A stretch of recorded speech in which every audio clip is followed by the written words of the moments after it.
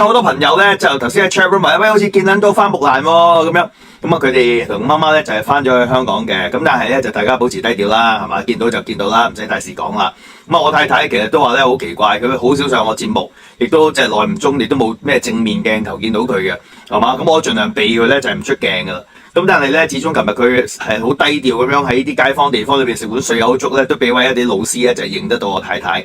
咁啊，我太太就話：我已經好低調噶咯，縮埋個角落頭裏邊食水友粥噶咯，但係點解都仲俾人哋認到㗎？咁我話真係唔知啊！已經出得咁少場，同埋出得個次數咁短，都俾啲人睇到。咁我懷疑咧，有好多朋友咧係將啲節目翻睇又翻睇。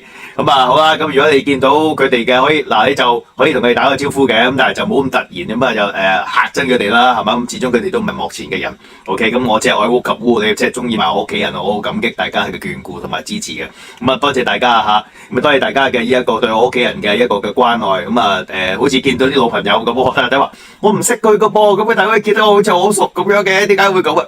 咁我話即係睇得節目太耐啦，係嘛？OK，咁啊，所以咧即係希望大家嚇，即係今時今日呢個時勢，咁大家都知。